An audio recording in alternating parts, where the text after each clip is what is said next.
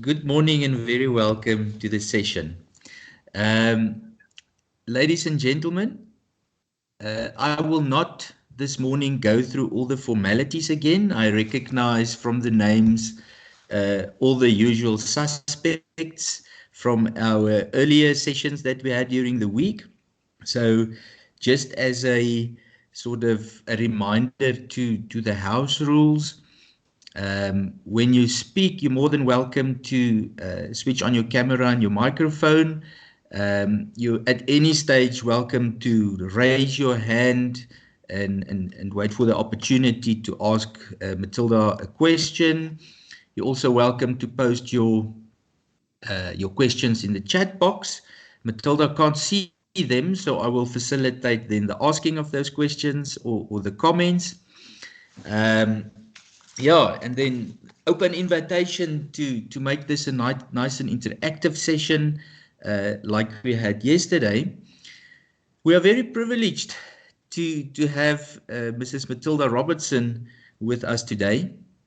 Our paths crossed when Mathilda was part of a management and leadership development program that the UFS Business School ran with a partner of ours at Vumatel, which is her employer, and I was so impressed by Mathilda and how she conducted herself in the presentation, and how she had the ability to communicate nicely that I invited her to come and tell her project war stories to us, to you as students. And as you very well know, and that was my brief to Mathilda as well, is we introduce our students to these project war stories to sort of bridge the gap between what we teach you in theory and how it really looks out there on the battlefield, the so-called place of work.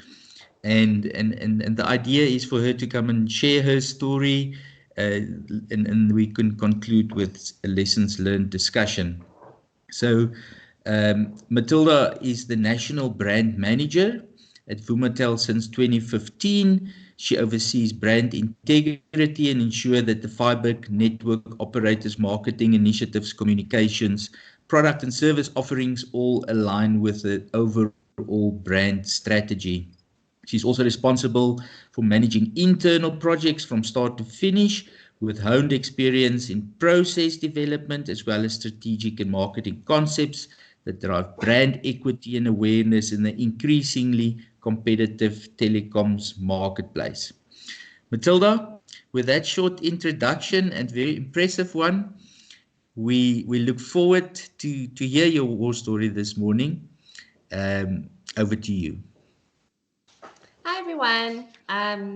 It's nice to, I suppose, meet you all. And Dion knows it's been a pleasure speaking with him just with regards to, coming to do the session with you guys.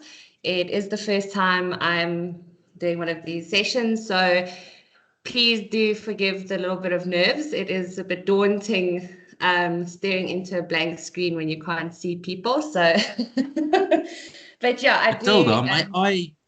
May I suggest something then? Of course. Would you please just quickly stop sharing your screen? Okay. And I'm going to ask all the participants to switch on their cameras. Let's just show you the faces of who you're going to speak to so that there's just some form of personalization that we can create in this digital world. Amazing. Because that's the last thing. I don't want you to be nervous. There's Ilse and there's Tsepo, Strauss, Portia. Everybody just say hi to Mathilda. Hi, Mathilda. Good morning, Mathilda. It definitely feels better seeing faces. Yeah. Hey, Chilla, we don't bait, don't stress. There we go. I do apologize. My dog does bark every now and again in the background. So if you hear that, it's not me, I promise. Perfect. So I think okay.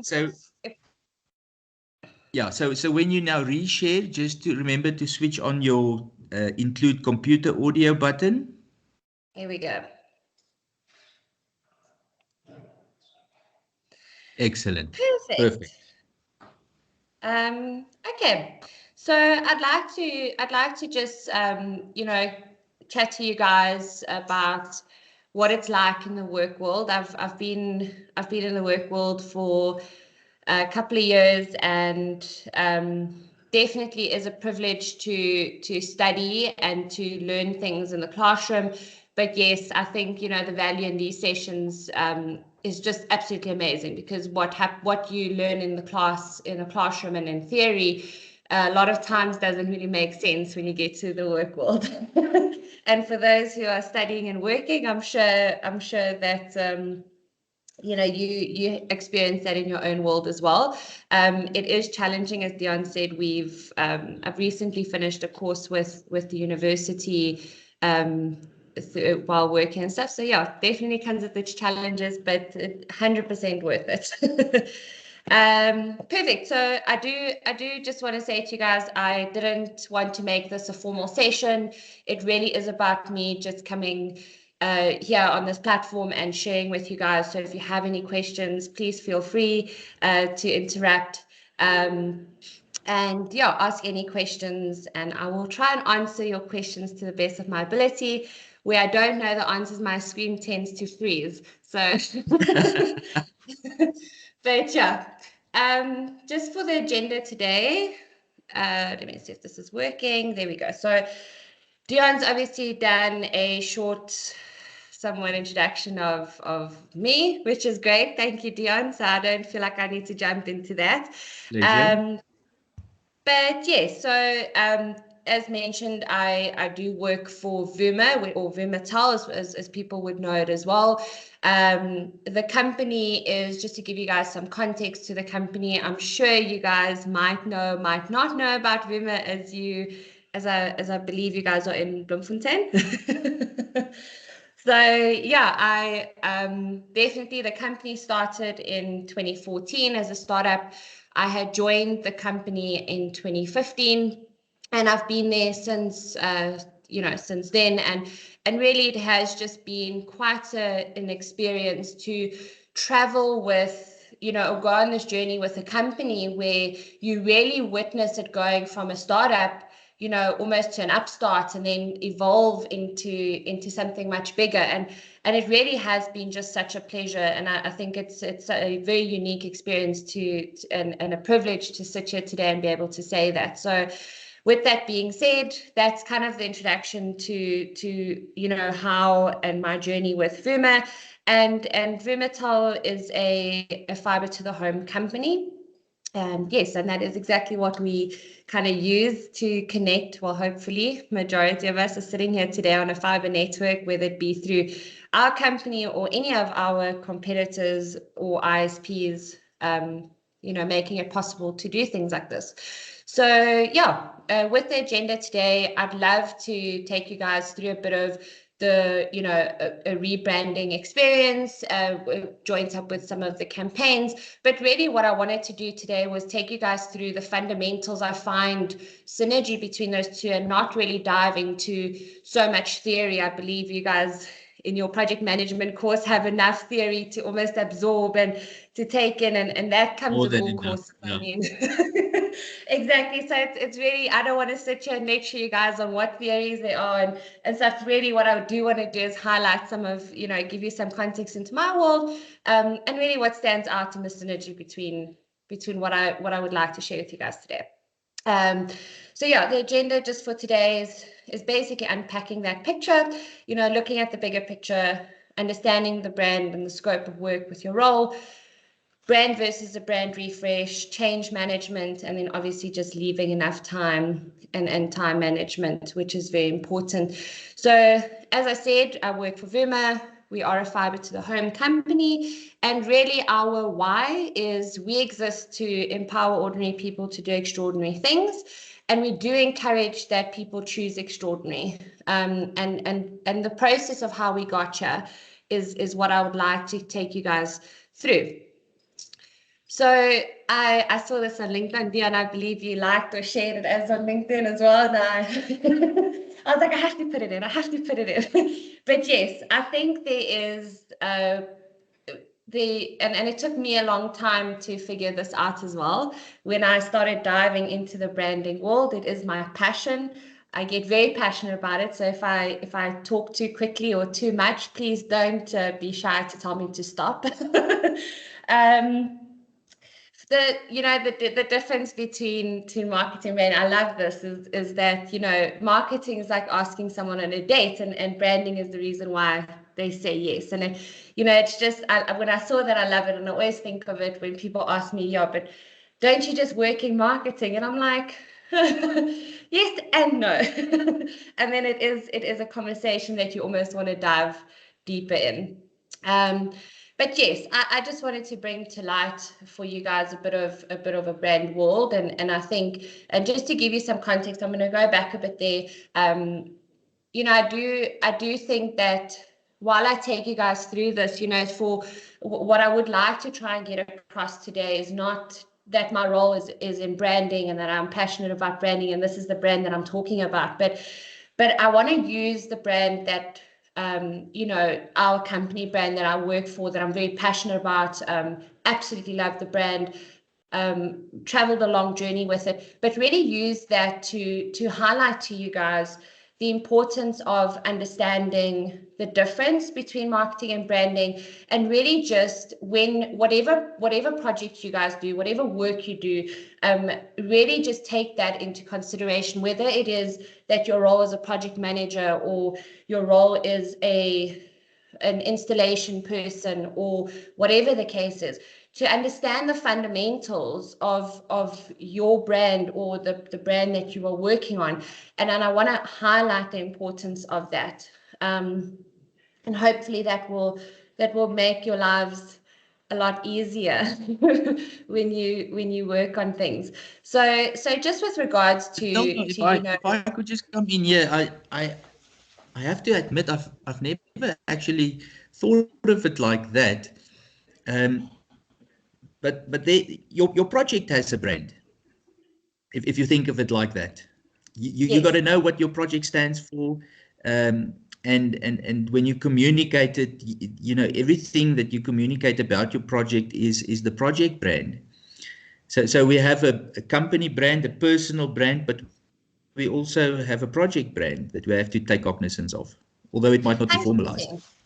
100%, John. So, and I think that's really getting to the crux and the fundamental of what I would like to try and communicate with everyone online today, is that and if I may maybe sort of break it down as to why I believe that branding, people hear branding and they think, oh, it's a logo, it's a name, it's an advert, it might be the symbols of the brand, which they're not wrong. It is. The brand is made up of these components, or what we refer to as brand elements.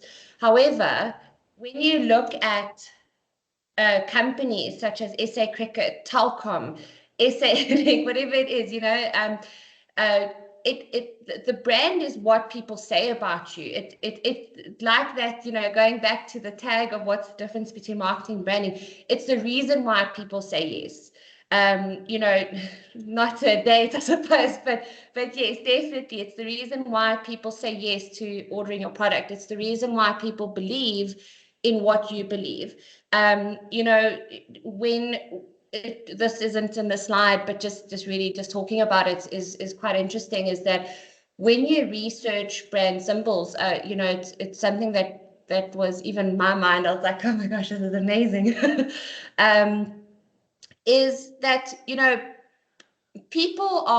we all people, you guys are people, I'm a person, we all people. Whether you are working in a massive corporation, there are people working in that corporation, or you're working as a one-man show, we work with people. And I think at the end of the day, we all need to realize that, and it is that experience of what people feel, what is the essence that you give off, and what do people really say about your brand when you're not in the room.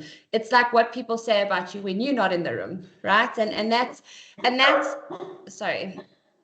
And that really is what we try and get to the crux of, is that, your brand is your reputation. It is how you show up. It's what you say and how you say it. the elements of a brand is very important, and I don't take away from that, but it's how we manifest a reputation and how do we build trust. So I think that's really what I wanted to highlight with taking you through, and I can sit here for days on end and really take you through the crux of branding, but it's not why you're here. We are here to sort of get through trying to see the synergy of what happens in the real world, and really just, this is just a little bit of an intro into, the branding world and just the importance of it, and trying to understand how you can take this and make it work for what you do. I do believe that branding is not a function in a marketing department. I do believe that there are a lot of people who have a misconception of branding versus marketing. And what happens, and I speak on behalf of where we as a company were as well before we rebranded. Branding was part of a marketing department. And it took a session and a lot of sessions and brainstorms and war room sessions and really just trying to also understand, what are we trying to achieve? Where are we going as a brand? What I wanted to highlight for you guys is this, and I love this on a page and being able to show this, because it doesn't just apply to companies, it applies to ourselves and how we apply ourselves to projects. For those of you sitting here who are on the project management course, whether you decide to go and work for a company that you'll be part of, or whether you want to freelance, or whether you want to, I don't know, whichever way, or some of you don't know what you want to do yet with it, whichever, it doesn't matter. What does matter is that you understand that the way you show up, and that the way you show up is your personal brand. How you reflect that in a workspace is very important.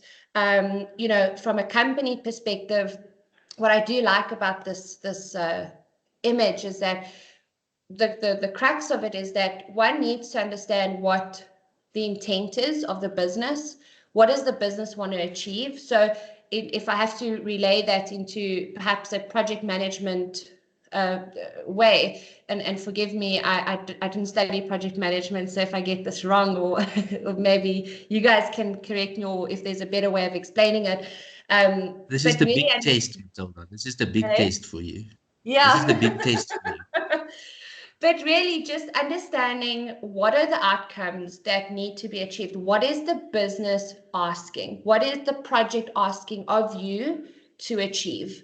Your brand strategy, either from that company's perspective, or even as yourself as a project manager, I would imagine that you would like to present your work in a certain way where you have the best outcome, because it is your reputation. If you, for example, would like to be a consultant, if you are, working or wanting to achieve certain outcomes in a finance aspect, what is the business strategy? What is the business asking of you?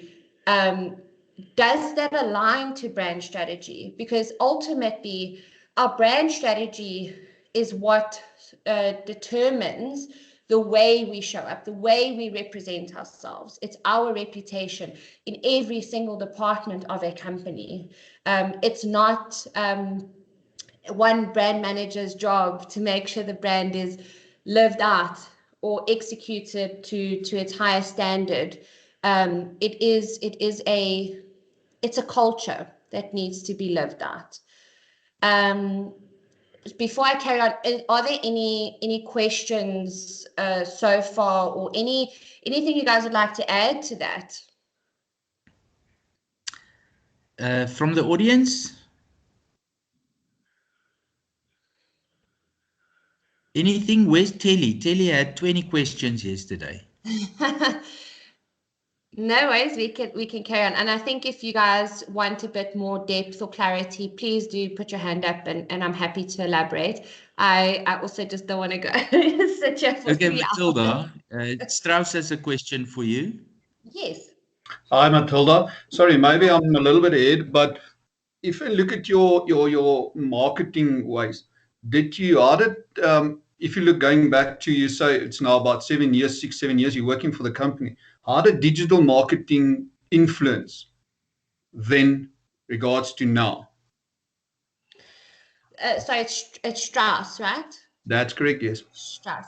So it's a good question, Strauss, and I think, you know, it's a question that we love to also ask our communities, because it does highlight the importance of what we do as a fiber industry, as a fiber company. When you say digital marketing, are you referring to the likes of your social world, or are you referring to the likes of technology in terms of technology? So fiber and access to connectivity. I think more when you talk technology direction. I think that isn't why I'm asking. I mean, if you look at, everybody's going now online. Online is the latest thing. And how did your marketing direction change with the technology? So I think, and I hope I can do this answer justice. Is it has a huge impact on it. You know, just going back to when we had started out in Parkhurst was our first suburb we had connected. You know, we were working with an audience that we didn't really know. You know, fiber to the home was such a new concept in South Africa, and there's a huge misconception still in the fiber industry that people are fully aware of what fiber is and what it enables. And it's taken us a while to also just make sure that we're always asking if communities are aware of that. With technology changing, even in our own industry of where we're implementing the technology, what we have definitely seen is that it becomes a lot easier to educate and to communicate with people even prior to getting to them, and being able, you know, just to communicate on digital platforms where we can obviously get more awareness, we can obviously get more reach, because you are now, you know, compared to having feet on the ground and distributing, call it 10,000 flyers or booklets or whatever the case is, to try and educate, you know, we have access to being able to say to people, go check this online, you know, whatever it is, go online and read more about us. The reason I say that is not because people weren't able to do that before, because we had the likes of being able to connect to the internet through data and whatever it is.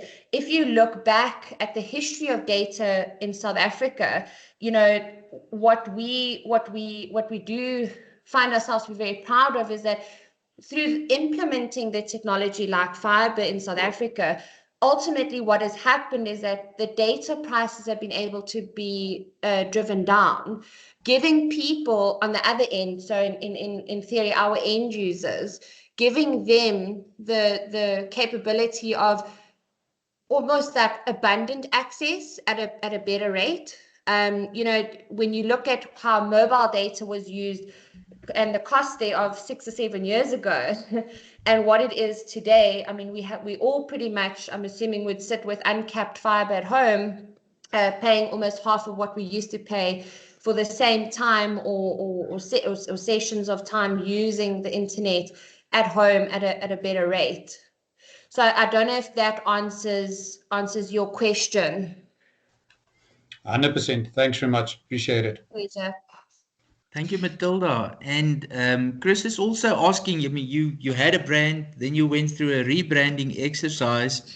He asks this question, how do you decide the corporate brand image? What process did you follow? How did you involve stakeholders? Who are they, etc.? I mean, that could be a 2-hour answer, but if you could just give us a brief highlight. No, 100%. So it's Chris, right? Yes, it's Chris. So Chris, I'm happy you asked that because I would like to jump into that as well. So I think if I can carry on with this, I think if I don't answer your question by going through this, then please do ask me again. I will answer. I'll fill in the gaps where I might have missed certain things. That's perfect. You know, I think I'm happy you asked that question before even moving to the slide. Is that, you know, I love this picture because really what it shows is, and what I want to talk about is that when you look at a project, or you look at you know, whether it's a rebrand or a refresh or whatever the case is, you know, it's important to see the bigger picture. It's important to ask, what is the bigger picture and why are we looking at this bigger picture? But with that being said, it's very important to what we call focus on the focus. It's what is the focus, and how do we need to achieve the now in order to achieve this bigger picture. And that's really why I love this picture, and I put it in there because I was like, oh, I have to always talk about this because it's just always so important. And I think what happens is that we get so caught up with business as usual. I think everyone does. You know, it's like getting caught up in life with whatever it is. It's important to always sit back and say, what is the bigger picture? And that for me is a huge passion about the branding part of the world as well, because we are forced to, as a brand, you know, managers or whatever, we're forced to ask those questions and say, what are we looking at? Where are we going? Where's, you know, what is the direction that needs to happen or take place in order to see the bigger picture and showcase that bigger picture without losing focus. Yeah, so I think just to take you through some of the process and some of the key fundamentals for me that stood out when we did and maybe I feel like I should just jump a little bit into the brand part of it, Chris, just to answer your questions, and then I'm happy to come back to this if you guys are okay with that. 100%. Perfect. So I will come back to the slide because I think just to answer Chris's question, I'd like to kind of go through you know, where we were and what the brand refresh and the processes we went through.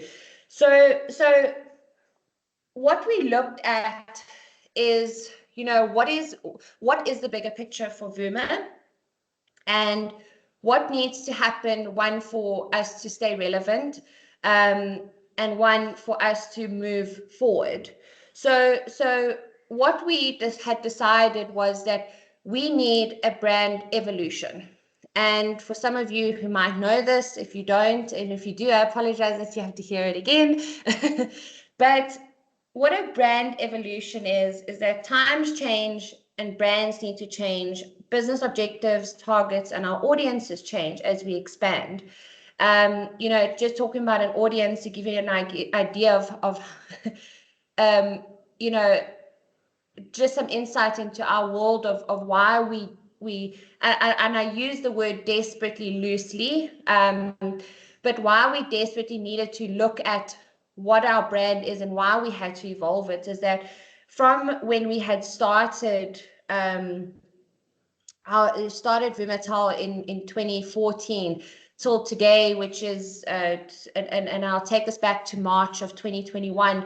You know, our network grew by 1 million homes, and in that span of 6-7 years, you know, Vumatel has come from being the startup company to the biggest fiber network operator in South Africa, which is a huge achievement on its own, and it's something that we can be proud of.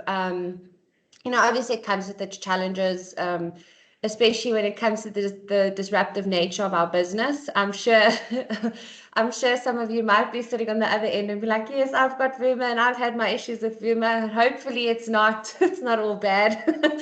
We do have a lot of positive also coming in.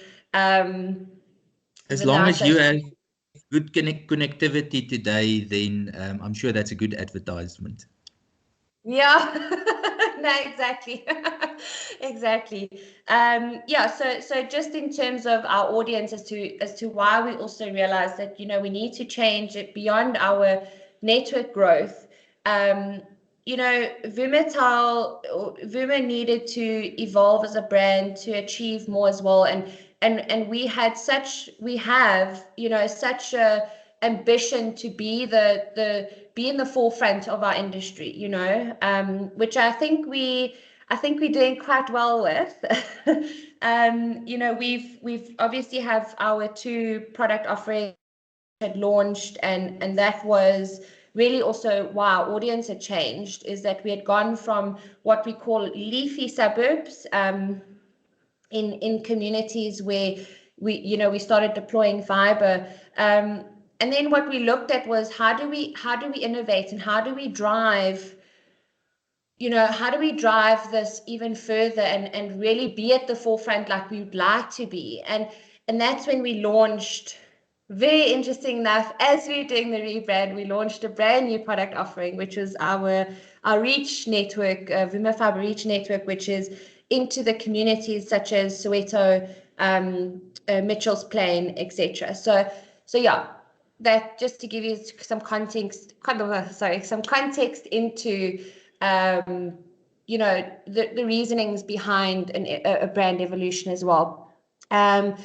So yeah, just basically keeping up with times, and really how far does a brand refresh or a rebrand push is dependent on that business intent. So what I'd like to get across is that I really can't stress this enough, guys. When you are in the work world, your business intent and where the business is intending to push forward is so important to understand, because ultimately the business intent is going to be funded. You know, it's amazing to come up with initiatives, and it's amazing to come up with you know, all these things that could be implemented, and if it's not aligned to the brand, and if it's not aligned to a business intent or strategy, you have to ask yourself, would it work, and why would you implement it if it's not aligned? So yeah, just some examples. When you look at Apple, so there was nothing wrong with their brand, amazing brand. This is a very good example of brand evolution, where simply there are small changes made over time. You know, the elements are no longer relevant or useful, and it really is just about it sort of evolving as we go along, and it's not changing the fundamentals of a brand, but simply just evolving it. When we look at Google, I believe this is in 1990, I'm not sure, 1996, I think, maybe a bit earlier. This was 1996, I think. Google was actually was called Backrub. And strangely enough, it is, if you have to search something, it's, you know, I wouldn't imagine having to call it today Backrub, especially if you have to pitch and say, I'm gonna go Backrub, you know, someone or the company. It would be a very good conversation. So yeah. So yeah, this is a very, very good example of you know, what a brand revolution looks like, and really it is Google. If you guys have the time, you know, I'd honestly do yourselves a favor and go have a look at, you know, Google's journey of brand revolution, and also just how they got to the name Google. It's actually very interesting.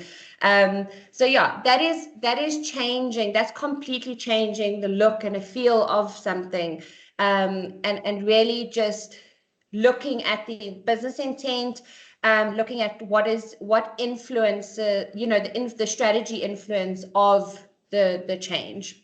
Yeah, Hilda. Yeah. So you've now in the Vumatel context, you've now given us the background that it was a startup starting in the leafy suburbs. Strategy wise, you're now going to the underprivileged areas, etc. Ramon said, what influenced the brand evolution in the last 7 years of existence? Is it that, or were there other contributing factors as well? apart from the strategic choices? Yes, so 100%. I think, in the 7 years that we've gone through, the brand refresh we went through was only done in 2019. So that was 2 years ago. And it took us, when we looked at where Vuma was back then, it was really that we believed that Vuma was, it was the future to where we're going. And I think, at the time we hadn't spent as a startup, I think, it was obviously, there was a name, there was a logo, there was colors, there was all the brand elements were thought out. The strategy part of what enabled the brand evolution was really that we wanted to, I think we internally had a lot of questions that we had to sort of break down and answer. So we had to look at what is the business intent. So a big driver of that was going back to the actual business strategy. What do we want to achieve as a business, and where do we want to be?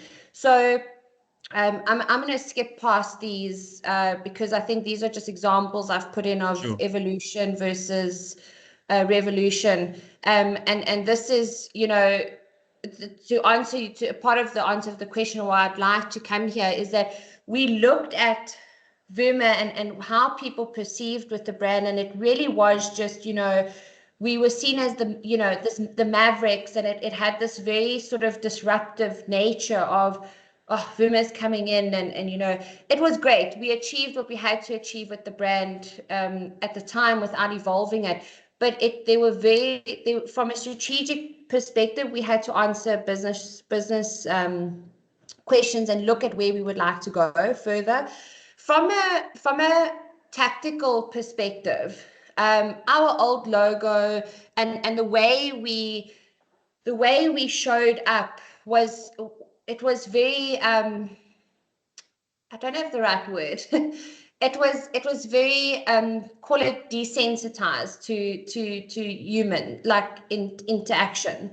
For example, in to use our marketing leaflets, for example, we used to use all caps, for example, and that was something that had happened, and we didn't actually realize the impact of that. Is that what happens with something like that is that you're actually shouting at people, and you're not actually talking with them, you're shouting at them, and people are like, oh, this company is so much, you're in our face, and we really, to give an example, we had to look at how do we humanize this brand, and not so that people just see it as and not see it as maybe how people used to perceive a telecom, where it was you couldn't get hold of anyone. It was just not, it didn't have that human approach. And look, I sit here today and realize that there's also a lot that we still need to fix and that we work on and stuff. So I'm not saying that we are this perfect brand and that we've mastered the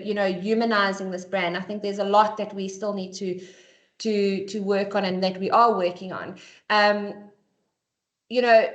Looking at beyond the strategy and beyond the implementation itself of the logo wasn't scalable, those sort of things. How are we communicating with people? Are we talking to people as a human instead of just a company? I think one of the questions that we had as a company was, who is our real customer? And I wasn't going to jump into this conversation because it is a very a very in-depth conversation, but just to answer your question a little bit as to, because I don't think I'll do it justice without answering it properly, is that Vumatel for a long time had almost created their own monster, where we had gone in and we advertised Vuma, yet the end users who get installed don't actually order their fiber with us, and they used to very long ago, which had its own technical issues, and that we had then converted As I don't know if you guys are aware, but we have ISPs, or what is internet service providers on our network. So this is the likes of a Cell C, a Supersonic, a Vox, those sort of guys. These are the guys who connect you to your data, if you would like to call that. Vumatel provides the infrastructure, and these guys are on our network, who then end users ultimately order a service from. So we had created our own monster in a sense where, we would go out and people would say, but it's, our services with Vim, and we really had to sit back and ask ourselves the question from a business strategy to say, who is our real customer? And, are we B2B? Are we B2C? And, B2B obviously being our service providers, and our B2C being end users who are sitting in their homes and ordering a fiber line. And it was, we had a lot of workshops, to answer the question about a process. It was just such a tricky project in its own, because it took us months to really get to the crux of what we were dealing with, and it entailed workshops, workshops with external people. It entailed workshops with internal people, from the bottom all the way to the top. It entailed workshops with our service providers, just having to ask them, really getting down to the crux of what we want to achieve, and how we see this. And what we basically ended up with, and this is where we decided that we don't need a brand revolution. What we've always believed in and want to achieve in South Africa with connecting people hasn't changed, and the fundamentals of what we'd like to achieve hasn't changed. What needed to change was our tactics, was how we show up, is how we communicate, and ultimately driving past just, it's what do they say? A goal without a plan is just a wish. So, Yeah. and we didn't want to be wishful. So Yeah. And to add to that, Chris has also made a comment here. He said pink is connected to love association with children, females, cancer, general care. The pink color, the logic behind it. So I'm happy you asked that. This question always comes up. So back then, before our new CEO, Vumatel was started up by two guys, and basically at the time so in 2014, they sat down and they looked at the telecom industry. And really what we looked at was all the colors had kind of been taken. The blues and the greens and those colors were all taken, and not just taken by any brand, it was taken by big brands. And you don't want to, if you don't need to compete on certain things, don't. You don't need to make your life harder than what it is. But long story short, when they had pulled up the color spectrum, what really did stand out was this pink, that there was no industry in South Africa, no company in the fiber industry in South Africa that had utilized the pink on the color scale, and that's really how we ended up coming to the likes of using this pink. When we went through the brand refresh, the question was, do we change it? And no, people loved it. People were like, we see pink, we think of Vuma.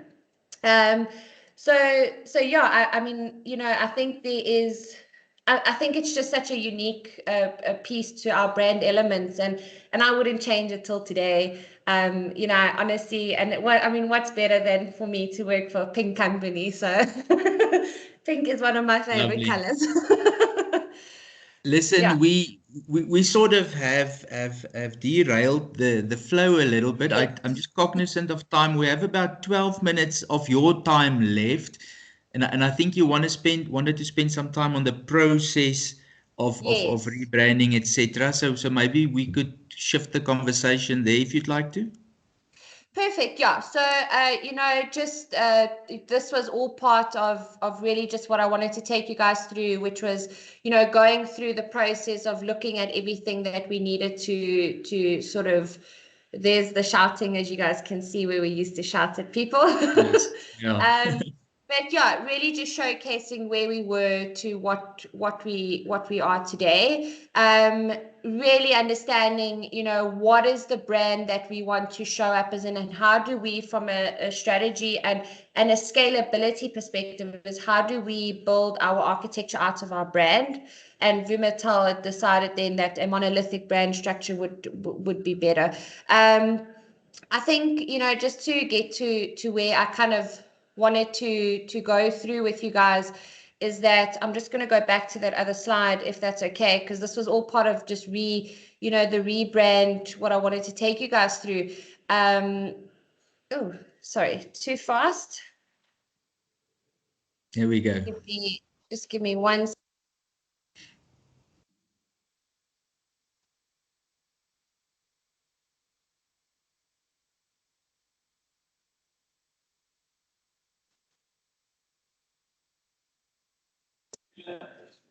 Perfect. So, sorry, my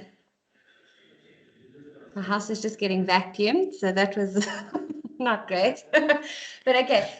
So just wanted to take you guys through a bit of the process, and I don't want to dive too deep into exactly how we had unpacked it, because like I said, it was such a long process. And to give you guys an idea, rebrands and refreshes and those sort of things, and even campaigns, when you look at planning campaigns, these things can take, okay, let me actually separate the two. Rebrands and refreshes really do and can take up to, sorry, can you guys hear me? Yeah, perfectly. There we go. It can take anything up to 18 to 24 months, so to give you an idea that there's so much that we can dive into, but to try and sum it up for you guys in the bit of time that we also have left is I wanted to run through these key points. When it comes to campaigns as well, these things all take time, and I wanted to run you through where I found synergy between these two, especially when it comes to processes and stuff, is that one is we've been through the brand and understanding the cracks of why understanding a brand is so important, the objectives versus the outcomes, and then as well the budget. There's such a big thing where we want to do all these big things, but is it feasible that we do it? What does that look like? And I want you guys to just be cognizant, even when you're doing whatever projects you're working on, make sure that you understand what is the brand that you're working for, what are the fundamentals, the objectives and the outcomes, and then what is actually available to achieve that. And all of that speaks to planning. And we all know the saying where if you plan, what is it? If you fail to plan, you plan to fail. It's 100% true. Not only does planning make your life easier, because it's something that you can one, wrap your own head around, and two, is also communicate that to other parts of the business. So planning and execution to stakeholders and stuff, I just want to see if this is the first slide. Sorry. Oh, there we are. Let me just see here. Oh, my screen's funny, sorry. The other thing is that I wanted to bring to your attention, guys, is ask the questions up front. What is your timeline? Do you have, what are the resources available, and who can you to execute? The biggest things for me when it comes to campaigns and rebranding or any of these projects is know your team that you're working with. People have different strengths. We all have different strengths, and guys, use people for those strengths. Like I'm not saying use people, but I'm saying make sure that you know the team that you're working with. doing your research is so important on the project that you are required to do, and aligning with the right people in your company. So to answer the question with your stakeholders, I believe it was Chris, I think, that asked the question, is that, part of that process is making sure that you're speaking to the right people. What I do see a lot in the work world is where we assume that we speak to the right people. Unfortunately, communication is sometimes broken, and what happens with that, it can derail a project so much if you don't make sure that you're speaking to the right people. And then make sure that along the way, that all the roles and responsibilities are defined. So of the right people in your timeline, in your planning. And planning can really be, I know you asked, what are the processes of the planning and all of that. What works for you is what will work. To sit here and to say, go use this method or use these methodologies and stuff like that, it's very tricky because there's a lot out there. I know that you guys were in a workshop as well where, it was, do you use an agile approach, or do you use, for example, a waterfall model? These are all things that you guys need to determine what is the outcome of your project that needs to be achieved. And I think my biggest sort of advice sitting here today from a working perspective is to say, doesn't matter what project you work on, whether it's a campaign, whether it's building a building, or whatever it is, make sure that you fully understand the outcomes and the objectives, because that will determine what is the planning methods that you're using and the models. What is the right resources that you need available to achieve that outcome, and also what is the what you call it? I think it's on this slide. No, it is here. Yeah. So what is the right workflow management tool that you want to use? And I say that because, tools versus methods are also different things. So if you're looking at what is the best workflow management method, does it need to be agile, or does it need to be something where you don't have what I call play space. You don't have that play space where you have the luxury of moving things around, and certain things have to be done in a certain order and a way. So go and research, guys, what is the methods that you can use, and on top of that, what are the tools? Even something like monday.com, it can be a great way to achieve making sure everyone is on the same page. I've put in a little link in there for you guys to go have a look at a workflow management thing. It is a bit long, so I didn't want to play it for you guys. And then lastly, just in terms of communication, make sure, guys, that everything is obviously written down. That includes from your legal agreements to your communications of what roles and responsibilities are. And then something we believe in is, if you can't measure it, you can't do it. So, and that coming from a branding space, means a lot, because branding is probably one of the hardest things that you can measure. So Agree. there are ways. There's always a way. So to give you an example, how we measure things is that we actually, we measure our things by leads. So for example, if you're running a project, so I'm going to give you an example. Billboards are probably one of the hardest things to get accurate leads, to get measurements on, or out of home. It is a branding thing. It's probably one of the most expensive branding elements. So how do you measure that? Is one of the ways that we try and measure it is, for example, something even as simple as a survey to your audience is a way of measuring. So to sit and to give you guys, processes and theories and all of that, it's not going to help, coming from a branding world, to try and give you theories that would work, because in my world, there's no process that I can sit and say, I'm going to use this process for this project before I even know what that project is. And then one of the other things is, guys, don't ever be shy to ask why. It's probably one of the, one of the questions where initially I was like, why is this it was actually my boss. She was always asking why, but why are we doing this and why are we doing this? And I'm like, why is this woman always asking why? And it really is, guys. Why is probably one of the most important questions to any project. And I encourage you guys to ask the question. And then I know time is up and Dion's already sweating. He's like, oh my gosh.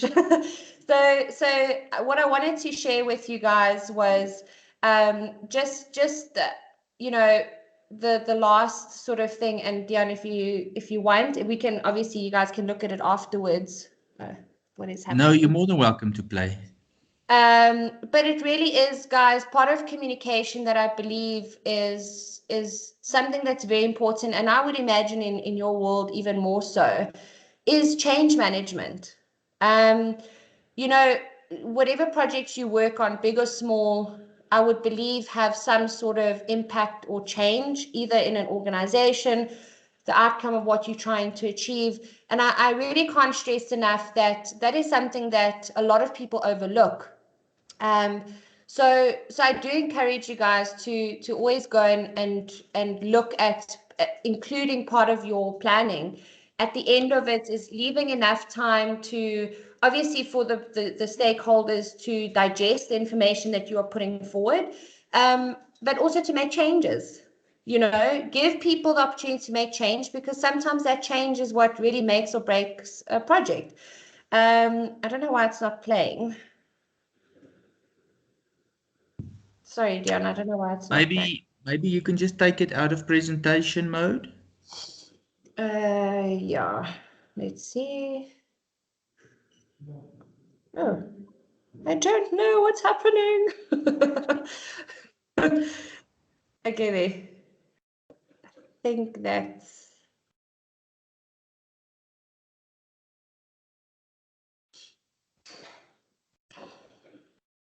Sure. Sorry, guys. No problem. Okay, so can you see that now? You're gonna have to reshare your screen with sound. Oh. We can see that now. Oh, there it's gone again. There we go. Okay. So yeah, I think I just really wanted to share this with you guys, because it was not only cute, but it was quite interesting, just to make sure that you... Oh, shit.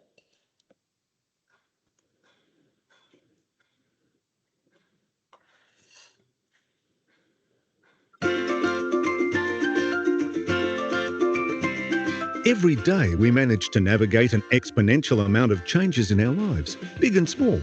From overcoming road detours and downloading new apps, to adopting flexible office environments or moving overseas. At the individual level, change is a human process we all experience when we try new things, do things differently, or when something impacts the way we function day to day. The way we experience change is very personal. It's our thoughts, feelings, and beliefs, positive or negative, that drive our behaviour. They determine if we perceive change as a threat that needs to be avoided or an opportunity to be embraced.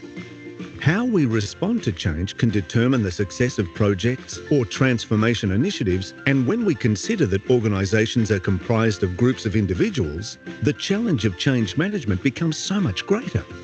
Change for organisations is now constant. Customer and business demands are changing, technology is becoming more agile, and our work environment is constantly evolving. With a greater degree of change on its way, a company's ability to adapt successfully at an individual and organisational level will make the difference between whether the company survives or thrives. And this is where change management comes in. Change management is a business discipline focused on navigating change by exploring key questions, such as who the change affects, how the effect will be felt, and what the change will ultimately deliver, and by when. This discipline focuses on increasing acceptance and adoption of changes by reducing uncertainty, confusion, and human angst as the people transition unfolds. This can get complex, especially as multiple changes overlap. As such, change management has evolved into both a profession and an organisational capability. People that are highly skilled at designing and enabling effective change processes and practices have become specialists in this business discipline, while organisations are building internal change capabilities to better manage and adapt to constant change. In a busy workplace where priorities compete, it takes effort from everyone, individuals, leaders, and those tasked with implementing the change to achieve collective organisational change. And you'll know you've accomplished this when you can truly say that leaders demonstrate sound leadership and consciously dedicate time to engage their teams in conversations about the changes. The pace and volume of changes managed, and those responsible for implementation understand how different change initiatives fit together. Project frameworks incorporate strong people change processes. Change is implemented with true and transparent input from those impacted. And change processes are managed through effective partnership between change professionals and business leaders. To help you on your change journey, connect with the... So I thought that was just quite a nice little video to show you guys as well, just how big the scale of implementing change can be. And really what I wanted to share with you guys is that, you know, with whatever brand you're looking at or company or project, is that you always have to, you know, look at what is the value that you are instilling and that you would like to achieve, and make sure that that value endures. You know, for us, it's obviously we're hoping to build the kind of value that endures beyond our infrastructure. But really with any project is that, guys, we work with people. So, you know, how does that show up, and what is the emotion that you convey with the outcomes, and really just looking at you know, who you're working with and what you'd like to achieve. So to kind of end off like where we are today, you know, and this is a good maybe a good answer to one of the questions that was asked around the tactics, is that where we are today and through the process of evolving our brand and everything we've spoken about, is that a lot of our tactics are driven through our CSR initiatives in our communities in South Africa, because we do believe that to build that value that we would like, that endures beyond our infrastructure, is that we want to leave an impact in the communities that we are in, every community that we go through. So when it comes to our marketing tactics and the way that we show up, that is really driven through our initiatives, our CSR initiatives, and I'm happy to give you guys some examples of what we're doing in the space, but it is also all out there for you guys to go and have a look at. So yeah, just in terms of our tactics and stuff, it really is how we drive it. And especially in today's world, I think that people don't fall in love with companies that don't make a change and that really are, like, even if you look at, you know, the eco change, are people eco-friendly? You know, people look at those things because those are the things that matter. And especially in today's world, where a lot of more people are asking why are companies doing certain things, it's important for us, even as individuals in a company, always you guys who are project managers, to always ask why and to make sure that you're achieving the outcomes and the objectives of what really is the intent. Thanks. Fabulous. I know we're over time, so I'm going to try and be brief. Chris said only if there is time, but we're not going to answer. I just want to see, or I just want to illustrate how your context has landed. He says, how do you align your strategy with your ISPs, and how do you ensure they represent you according to your needs? Does the partnership have certain KPIs to ensure they comply with your corporate strategy? So a whole topic for another day. I was privy to be part of that conversation during your presentations on your studies. So we're not going to go there now, but it is critical of any strategic partner relationship. So Any final questions from the from our audience? Apart You from still set your cameras on now. yeah, you survived, Mathilda. Awesome, guys. I really hope it was worth your time, and I know you have a lot of questions as well. So, Dion, if there are any questions that people would like me to answer, I'm happy for them to email me as well, or you can just pop it through on an mail, and I'm happy to share that via mail as well. Thank you so much for that. So just to summarize, I think running projects in a well-structured, formalized, mature business is completely different from running projects in a startup that is tremendously growing, and it's when you put your final remark in your video within the context of managing change. I got this image of trying to land a Boeing on a moving runway. The context with individual, team, departmental, business level competition, everything is just changing all the time, but you still got to land your Boeing. And 100%. what you have to appreciate, and I say this to the students on a daily basis, is you execute your organizational strategy through projects. So I was so impressed that the organizational brand gets that preference in your organization as well. Strategy, brand, and then we get the job done. So that was quite a cool insight for me.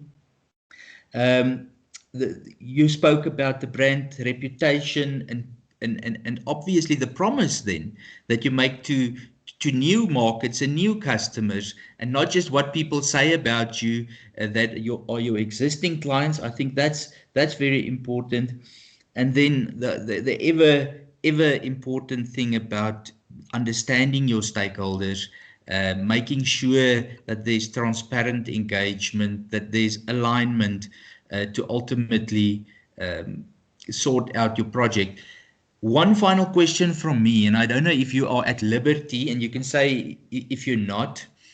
When you go through a rebranding exercise like this, what type of numbers are we talking about? What type of outlet numbers, ISP numbers, site numbers, billboard numbers, and all those things that have to be equated for? If off the top of your head, and if you can't, then that's also fine. So I think it's such a tricky question, Dion. I think if you look at a company such as perhaps Coca-Cola, I would imagine that their budgets and their numbers would span into billions, and it does. It really does. I think Vumatel is not as fortunate as the likes of a Coca-Cola and even a likes of a Vodacom, perhaps in our world, where we do have all the budget to go and do things like that. I think I'd prefer not to put a number on our rebrand stuff, but it's one thing that we have maybe managed to master is really being able to also look at how do we do things if cost effectively. And sometimes because it was a brand refresh, it wasn't this massive brand evolution. The question we asked was, is it worth us to go and spend millions on showcasing a new logo when seeing a new logo, people don't get the crux of what you want to do. How we showcase that is how we show up in our communities and in our work. So for us, it was a better way to almost to showcase that is through the work that we do, and obviously our digital channels. Yeah. So then to close out with, and my final word of thanks, I'm gonna quote a post here that you also probably that you saw. Refemetswe says, "Great presentation, have provided me with so much food for thought. I'm thinking about how I can effectively brand and market my project to management to increase their buy-in." And I think if that is feedback that you wanted out of today, I think your message landed. So well done. Thank you very much. Apologies for going over time. And all of the best for the rest of your day and your week. And we really appreciate your contribution. Thanks so much, and thanks for giving me the opportunity to chat with you guys. And yeah, hope it was definitely well worth your time. Brilliant. Thank you Thank so you, much. Mathilda. Bye. Have a nice day. You too. Bye. Thank you.